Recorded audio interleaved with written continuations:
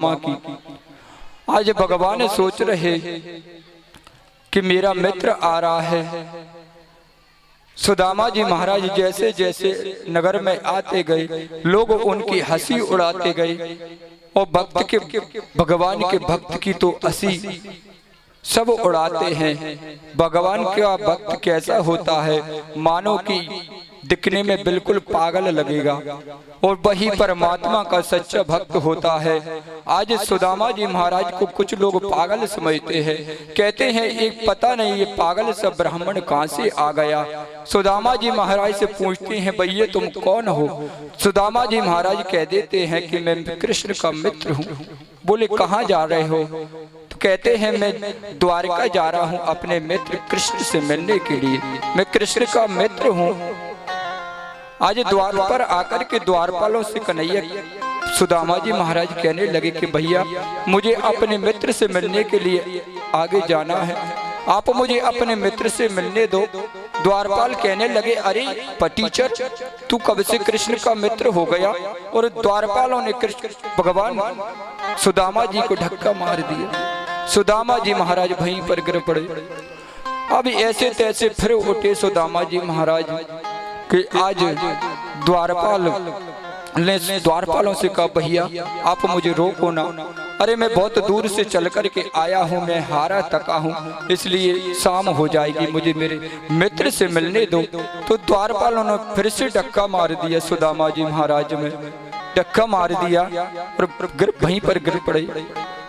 आज सुदामा जी महाराज बार बार जाने की जिद करते हैं और द्वारपालों ने धक्का देकर के भगा देते। सुदामा जी महाराज आज वहीं पर हारे तक करके और बैठ जाते हैं और द्वारपालों से कहने लगे कि भैया अगर तुम लोग मुझे अंदर नहीं जाने दोगे, तुम मुझे अंदर नहीं जाने दोगे तो पता है मैंने निश्चय कर लिया है कि यहीं पर बैठ कर के बैठा रहूंगा। मेरा मित्र कभी तो द्वार से बाहर निकलेगा और जब भी बाहर निकलेगा तब मिलेगा, अगर नहीं निकलेगा तो मैं यहीं पर बैठा बैठा अपने प्राणों का त्याग कर दूंगा। आज ऐसा भाव है सुदामा जी महाराज के मन में। और द्वारपालों से कहने लगे मो मरने को ठोर है, मरूं तो हरि के द्वार, कबहू तो दीनानाथ के बनक पड़ेगी खान। सुदामा जी महाराज कहने लगे अगर मुझे मरना है तो आज भगवान के द्वार पर ही मरूंगा। अरे कभी कोई तो जाकर के कहेगा कि तुम्हारे द्वार पर कोई मरा हुआ ब्राह्मण पड़ा है, तब तो मेरा मित्र मुझसे मिलने के लिए आएगा।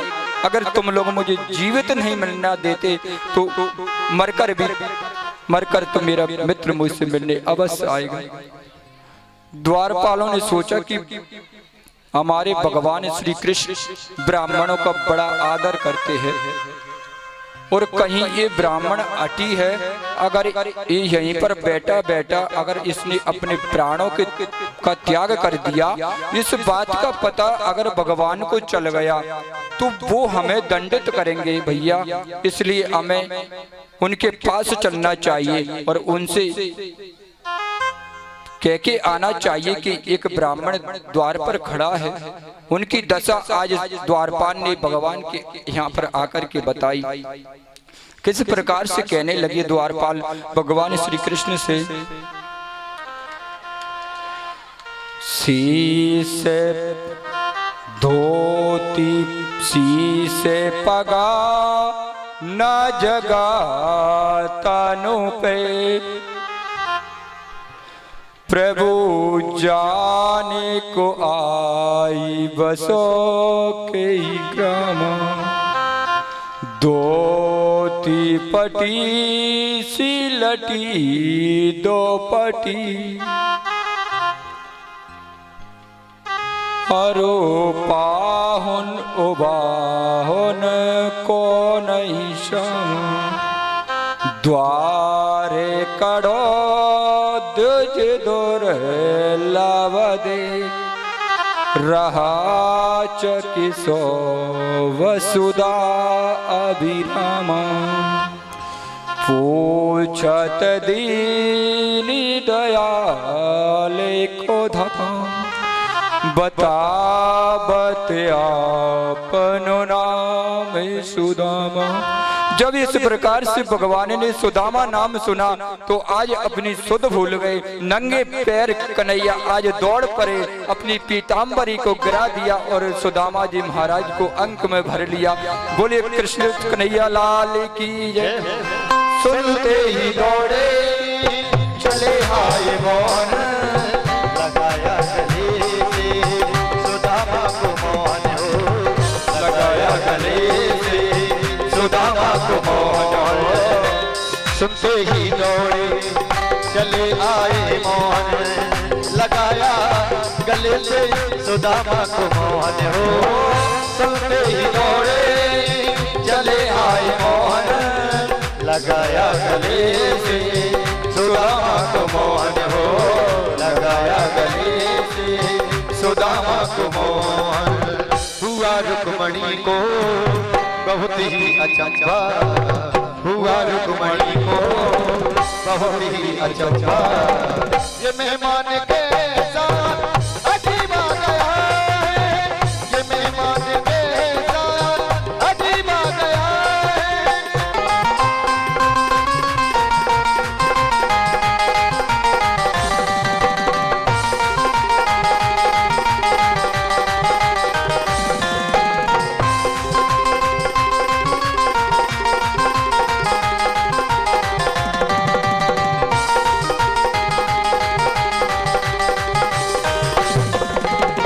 बराबर में अपनी सुदामा बिताए, चरण आंसुओं से श्याम ने धुलाए हो, चरण आंसुओं से श्याम ने धुलाए। बराबर में अपनी सुदामा बिताए, चरण आंसुओं से श्याम ने धुलाए हो। बराबर में अपनी सुदामा बिताए, चरण आंसुओं से प्रभु ने धुलाए हो, चरण आंसुओं से श्याम ने धुलाए। न घबराओ प्यारे जरा तुम सुदामा, न घबराओ प्यारे जरा तुम सुदामा। खुशी का समा तेरे करीब आ गया है, खुशी का समा तेरे करीब आ गया है। सभी लोग शांति बनाए रखें और अपने अपने स्थान पर बैठ जाएं। सभी लोग शांति बनाए रखें, अपने अपने स्थान पर बैठ जाएं भैया। सुदामा जी महाराज की कथा चल रही है और आप लोग इस तरह से मूर्ख को जैसी हरकत करते हो। प्रतिदिन आपको समझाया जाता है कि भैया इस तरह से वो लड़ नहीं करते। चलन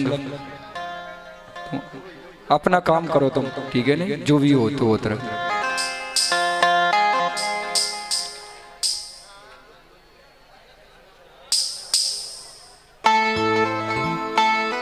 आज सुदामा जी महाराज को भगवान श्री कृष्ण अपने अंतःपुर में ले गई।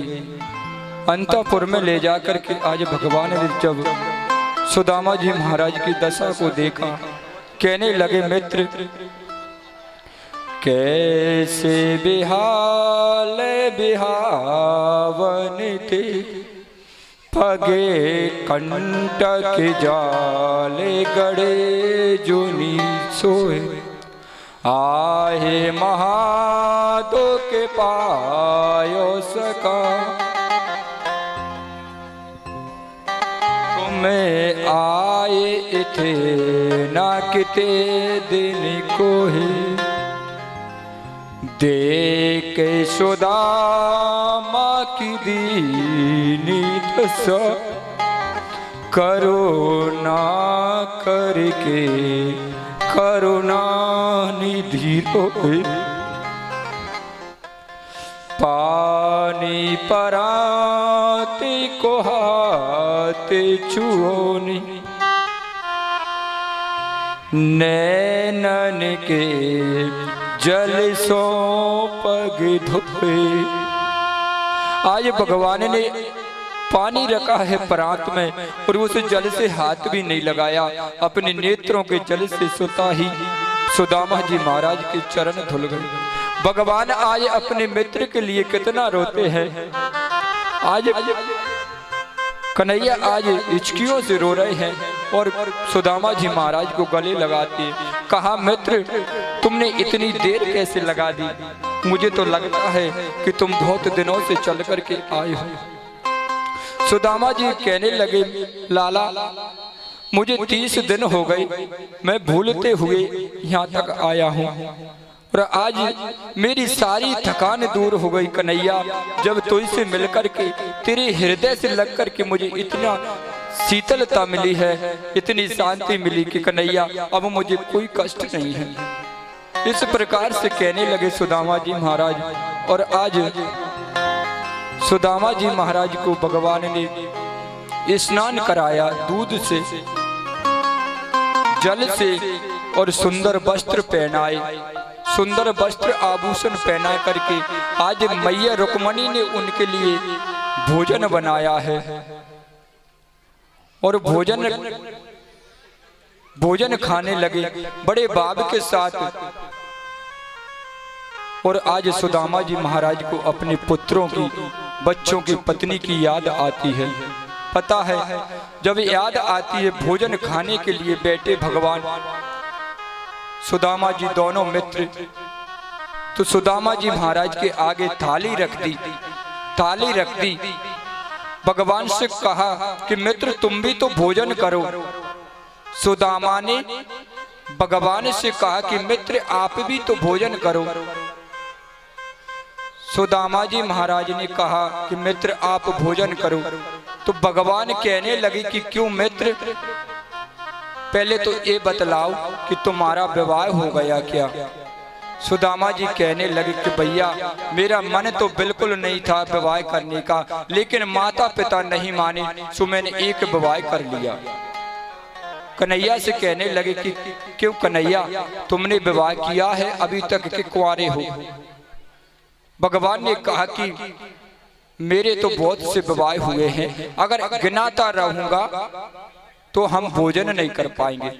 फिर भी तो भगवान ने कह दिया कि मेरा तो कोई मन ही नहीं था विवाह करने का, मूड ही नहीं था। सुबह गया और शाम को घर में बहू आ गई। ऐसे ऐसे मेरे तो कभी झगड़े से हुआ, कभी कैसे ऐसे मेरे 16,108 रानियां हैं। सुदामा जी से कहने लगे भगवान की क्यों सुदामा तुमने मुझे पत्र नहीं भेजा जब शादी की तब? सुदामा जी ने कहा कि तुमने इतने विवाह कर लिए और हमें अभी कोई निमंत्रण नहीं भेजा। भगवान ने कहा कि हमारे विवाह तो ऐसे ही हो गए, पता नहीं एक ही दिन में सीधे 16,100 विवाह हो गए, कहीं मूड ही नहीं था विवाह करने का। तो आज दोनों मित्र आपस में चर्चा करते हैं और भोजन ग्रहण करने के लिए बैठे। तो पता है सुदामा जी कहते हैं कि मित्र आप भी तो भोजन करो, और अपनी कांख को दबाते हैं, कांख में पोटली को छुपाते हैं। कृष्ण भगवान ने कहा कि मित्र अगर भाभी घर में है तो अवश्य मेरे लिए कुछ भेजा होगा भाभी ने।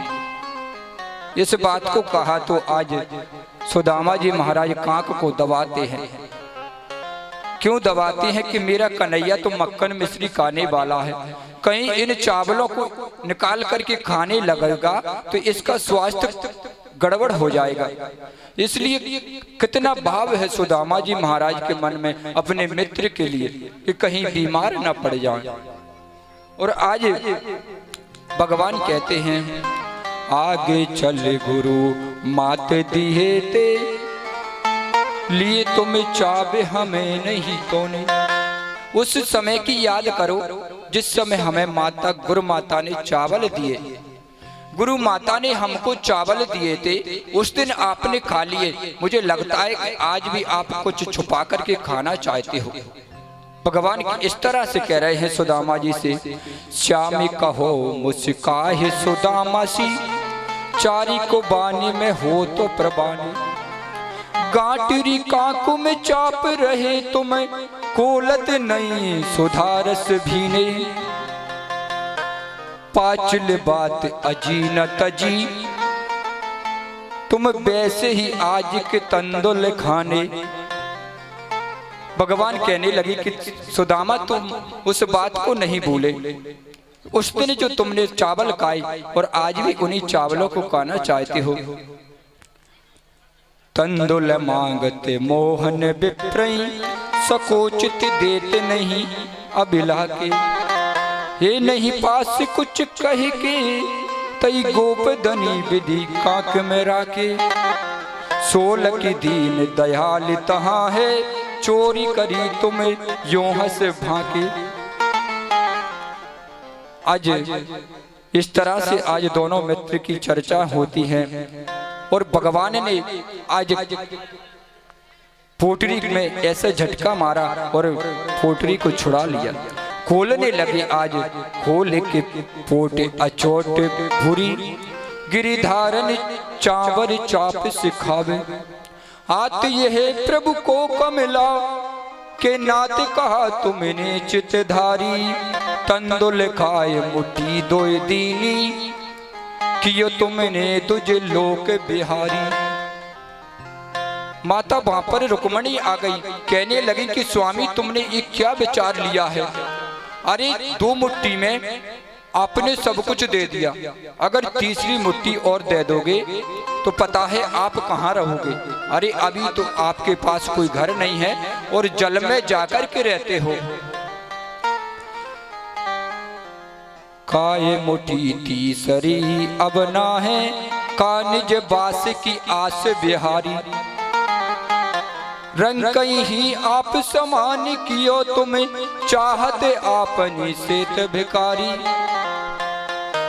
रुक्मणी मैया कहने लगी कि स्वामी बस 2 ही मुट्ठी बहुत हैं, अगर तीसरी मुट्ठी दे दिया तो आज ये गरीब है और कल आपको गरीब होना पड़ेगा, आपके पास क्या बचेगा। वैसे ही तो आपका महल जल के अंदर है, अगर उसी को और दे दोगे तो फिर आपके लिए रहने के लिए कोई जगह नहीं है। इसलिए माता रुक्मणी ने भगवान का हाथ पकड़ लिया और भगवान कृष्ण कहने लगे क्या। बागनी मोई जीवाय है बलि विधि कौन रहे जग में नर रंग का। भगवान कहने लगे कि देवी जिसने मुझे भोजन खिलाया है भोग लगाया है, अगर वह कहीं गरीब रह गया रंक हो गया तो धिक्कार है मेरे भगवान होने के लिए। अरे उसने जो चावल खिलाए हैं उनके बदले में तो मुझे कुछ देना पड़ेगा।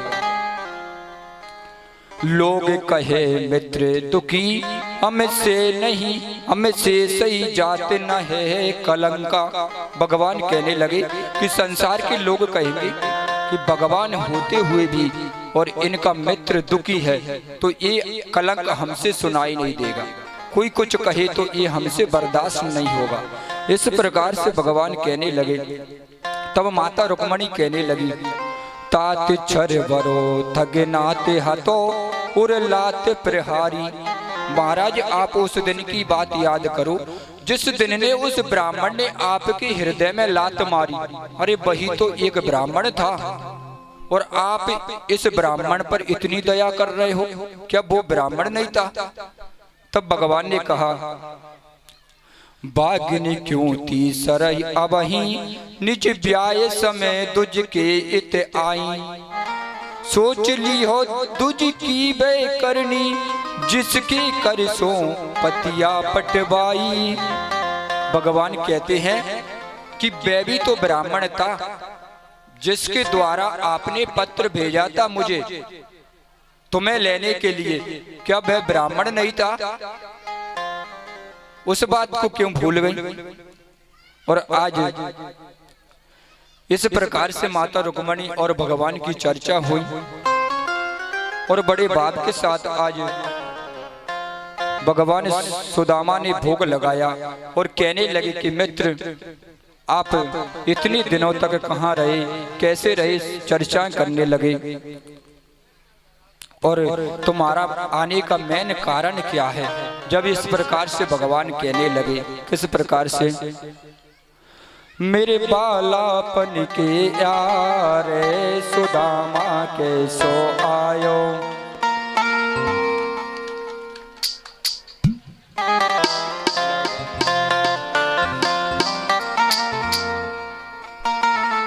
इस प्रकार से आज भगवान कृष्ण और सुदामा जी महाराज चर्चाएं कर रहे हैं। चर्चा करने लगे, एक दूसरे के दुख को देखकर आए दोनों मित्र बहुत दुखी होते हैं भगवान कि मित्र तुम कितने दुखी हो गए, कितने गरीब हो गए आज, और इतने दिनों तक तुम इन संकटों को सहते रहे। अरे आप पहले ही तो मुझसे मिलने के लिए आ जाते।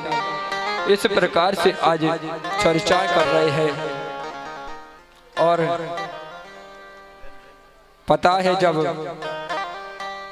भगवान आज अपने स्वयं हाथ से भोजन कराया, जल ग्रहण कराया और कहा कि मित्र अब आप आराम करो।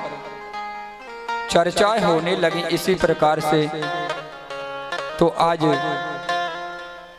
भगवान ने कह दिया कि मित्र तुम आने का कारण बताओ, आने का कारण बताओ कि तुम यहाँ क्यों आए हो। तुम्हें किसी प्रकार की कोई तकलीफ है, कोई संकट है जो आप पैदल चल करके मेरे पास आए हो। और कहते हैं भगवान, मेरे बालापन के यार सुदामा के सो आयो। मेरे बालापन के यार सुदामा के सो आयो। मेरे बालापन के यार सुदामा के सो आयो। सुदामा के सो आयो, मेरो यार पुरानो आयो।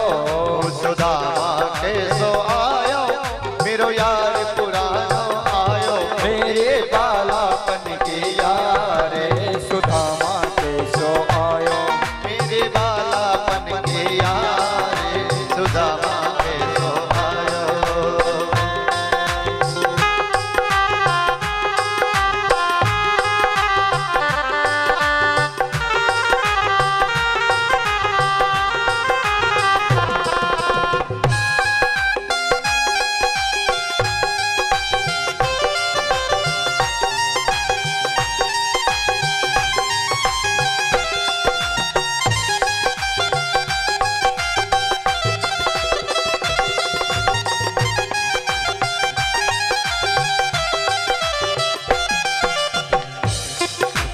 हरि सुवन पग धोए, प्रभु गले लगा कर रोए। हरि सुवन पग धोए, प्रभु गले लगा कर रोए। प्रभु गले लगा कर रोए। ओ हरि सुवन पग धोए, प्रभु गले लगा कर रोए। तोहे जलता लगी अपारे, सुदामा के सो आयो। तोहे जलता लगी अपारे, सुदामा के सो आयो। मेरे बालापन के यार सुदामा के सो आयो। सुदामा के सो आयो, मेरो यार पुरानो आयो। मेरो यार पुरानो आयो। सुदामा के सो आयो। मेरे बालापन के यार सुदामा के सो आयो। मेरे बालापन के यार सुदामा के सो आयो। तेरो मुखड़ा भर गयो कारो, तेरो बदन सूख गयो सारो। तेरो मुखड़ा पर गयो पारो, तेरो बदन सूख गयो सारो। तेरो मुखड़ा भर गयो कारो, तेरो बदन सूख गयो सारो। तेरो बदन सूख गयो सारो। तोहे जलता लगी अपारे, सुदामा के सो आयो। मेरे बालापन के यार सुदामा के सो आयो। ओ मेरे बालापन के यार सुदामा के सो आयो। ओ सुदामा के सो आयो। आ सुदामा के सो आयो। आ सुदामा के सो आयो। बोलिए द्वारकाधीश भगवान की जय। आज भगवान श्री कृष्ण और सुदामा जी महाराज आज गले लग कर के मिले और सुदामा जी महाराज ने जब भोजन करने के लिए बैठे तो उन्हें आज अपनी पत्नी और पुत्रों की याद आ गई। पुत्रों की याद करके आज सुदामा जी महाराज फिर से रोने लगे। सोचा कि मेरे घर में एक अन्न का दाना नहीं है और मैं इतने दिनों से चल कर के आया हूँ, पता नहीं उनकी क्या दशा हो रही है।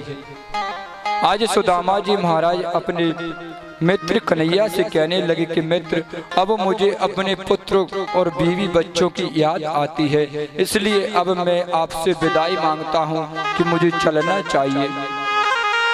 सुदामा जी महाराज इस प्रकार से कहने लगे।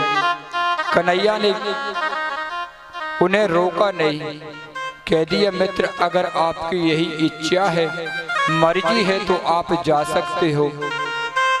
जब इस प्रकार से कहा और सुदामा जी महाराज जाने लगे, भगवान ने सुदामा जी महाराज के जाने से पहले ही उनके लिए विश्वकर्मा से कहकर के एक सुंदर नगर का निर्माण करा दिया। विश्वकर्मा जब उनके नगर में पहुंचे, उनकी पत्नी से आदेश लिया कि देवी, तुम्हारे घर को हम महल में परिवर्तित करना चाहते हैं, अगर आपकी आज्ञा हो तो। सुदामा की पत्नी सुशीला ने कहा, अगर इन टूटी फूटी झोंपड़ियों के बीच में मेरा एक महल होगा तो कैसा लगेगा। मैं चाहती हूँ कि मेरे सारे गांव के लोगों के बढ़िया बढ़िया महल बन जाए। कितनी दया थी उनके हृदय में। और पता है आजकल ऐसी दया हर किसी इंसान के हृदय में नहीं रहती। क्यों? आज कलयुग के लोग हैं, यही चाहते हैं कि संसार की संपत्ति हमारे ही यहाँ आ जाए। ऐसे ऐसे लोग हैं, कोई किसी का भला करना नहीं चाहता। ऐसे ऐसे लोग हैं आज के कलयुग में। और सुदामा जी महाराज की पत्नी कैसी थी कि पहले ग्राम के घरों को बदलवाया। कहा पहले मेरे घर से सुंदर महल मेरे ग्राम वासियों के बन जाए, उसके बाद में मेरा बने, ऐसा भाव था। आज विश्वकर्मा जी महाराज ने सारे ग्राम के महल इतने सुंदर भव्य बना दिए, मानो साक्षात भगवान के वैकुंठ के समान उस नगर को बना दिया।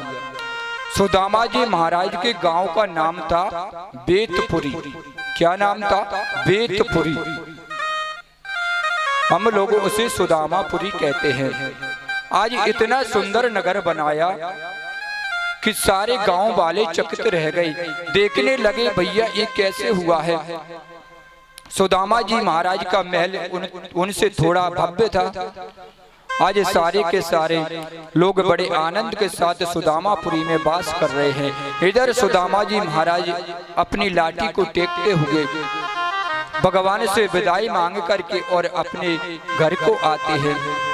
हारे थके हैं कन्हैया ने आज बीच में ही जाकर के और अपने मित्र से कह दिया कि तुम अपने नेत्र बंद करो। सुदामा जी महाराज ने जैसे ही नेत्र बंद किए कि अपनी सुदामापुरी में प्रकट हो गई। आज सुदामापुरी में प्रकट हुए तो अब तो चकित हो गए। पहले क्या टूटी फूटी झोंपड़ी छोड़ कर के गए थे और आज देखो कितने भव्य महल बने हैं सब लोगों के। सुदामा जी महाराज विचार करने लगे कि कहीं हमारे गांव वालों को किसी राजा ने यहाँ से निकाल दिया और स्वयं आकर के हमारे गांव पर कब्जा जमा लिया और उसने सुंदर सुंदर महल बनवा दिए। सुदामा जी महाराज विचार कर रहे हैं कि हमारे गांव पर किसी राजा ने आकर के चढ़ाई करके सब लोगों को बजा दिया और अपना कब्जा कर लिया और अपनी प्रजा को यहाँ पर बसा दिया। ये सब विचार है सुदामा जी महाराज के मन में भाव है।